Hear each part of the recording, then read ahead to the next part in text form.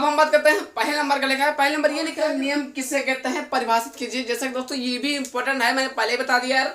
तो क्या लिखा है, किसी निश्चित ताप पर द्रव विलयन में उपस्थित किसी घटक का आंशिक वाष्प दाब उस घटक के मोल प्रभाज के समानुपाती होता है। उन्हें यहाँ लेना है, उन्हें हम राउल्ट का नियम कहते हैं। उन्हें हम क्या राउल्ट का नियम कहते हैं। आपको एक बार फिर से देख लेना है, किसी निश्चित ताप पर द्रव विलयन में उपस्थित किसी घटक का आंशिक वाष्प दाब उस घटक के मोल प्रभाज के समानुपाती होता है। इन्हें हम क्या कहते हैं, राउल्ट का नियम कहते हैं। अब P बराबर P नॉट, इसे बोलते हैं not A x A plus P not B x B। आपको ऐसा कर देना है।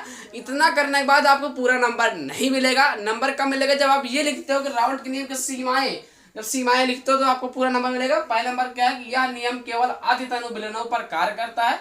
क्या लिखना है, यह नियम केवल अतितनु विलयनों पर कार्य करता है। दूसरा नंबर क्या है कि एनटीपी पर दोनों घटक आवर्तशील होता है। तो दोस्तों कि एनटीपी पर ये क्या लिखा है, ये एनटीपी है, दिख नहीं रहा, समझ लो ये एन है, टी है पी, मतलब एनटीपी। एनटीपी पर दोनों घटक आवर्तशील होना चाहिए। तो एनटीपी का मतलब फुल फॉर्म क्या होता है, तो नेचुरल टेम्परेचर प्रेशर इंग्लिश हो गया। हिंदी में क्या बोलते हैं, सामान्य ताप दाब। तो फिर सुन लीजिए भैया, नेचुरल, ठीक, नेचुरल टेम्परेचर प्रेशर, हिंदी में क्या बोलते हैं, सामान्य ताप दाब। लिख लीजिए एक बार, वीडियो को पछाड़ करके अच्छे से देख लीजिए।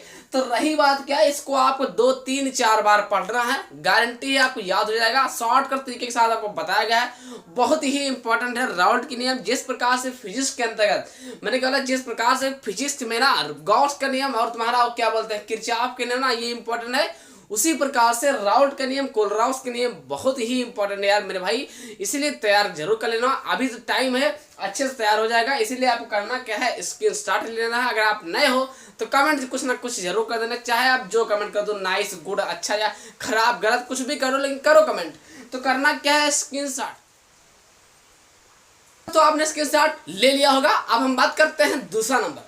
दूसरा नंबर क्या है, दूसरा नंबर ये लिखा मेरे भाई कि भैया कोलराउस का नियम है ना। दूसरा नंबर क्या है, कोलराउस का नियम। जैसे दोस्तों ये बहुत ही इंपॉर्टेंट है, ये बहुत ही इंपॉर्टेंट है, ये समझ सकते हो आप। तो आपको याद कैसे करना है, आपको नोट कर लेना आज की इस वीडियो को, ठीक। लिखा है अनंत अनुता पर किसी विद्युत अपघट की मोलर चालकता उसमें उपस्थित, अनंत मतलब यही होता है, इसे बोलते हैं अनंत, ये देखो, ठीक।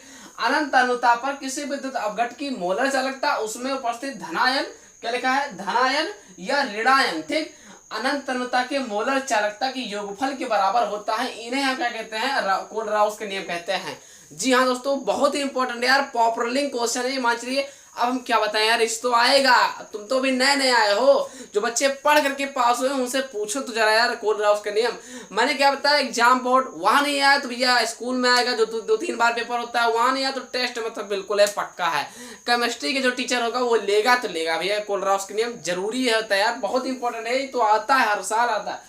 अब इतना करने के बाद अब आप फुर्सत में ना रहो, अब इसका सूत्र है ये, तो क्या बोलते हैं, अनंत है ना, अनंत का निशान लगा है, m बराबर, ये आपको कर देना ऐसे, जैसे आपको दिख रहा है ना, ऐसे, है ना। जहां अब n प्लस क्या है, धनात्मक संख्या है, n माइनस क्या है, ऋणात्मक संख्या है ना।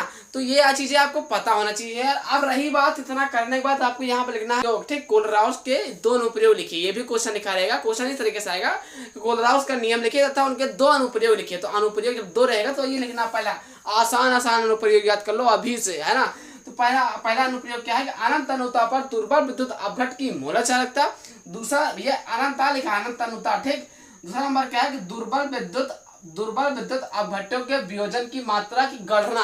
भाई दोनों अनुप्रयोग बहुत इंपॉर्टेंट है, 2 ही अनुप्रयोग पूछा जाता है हर साल, तो ये जरूरी है यार। कोलराउस नियम जरूर तैयार कर लेना है। n प्लस क्या है, धनात्मक संख्या, n माइनस क्या है, ऋणात्मक संख्या है।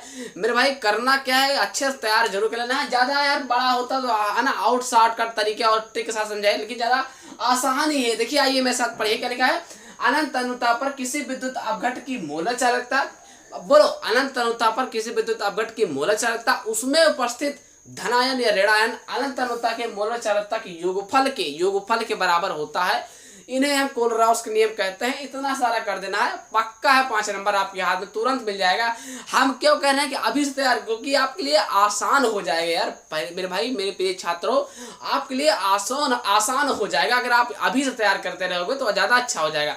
मतलब जुलाई भर के अंदर तो ये सब चीज़ें तैयार हो जानी चाहिए, ठीक, ये इंपॉर्टेंट चीज़ें। तो मेरा कहना समझ ही गए होंगे। अब रही बात क्या है, इसका स्क्रीनशॉट ले लो, तभी तो आप लिखोगे ना, तो स्क्रीनशॉट तो आपने स्क्रीनशॉट ले लिया होगा।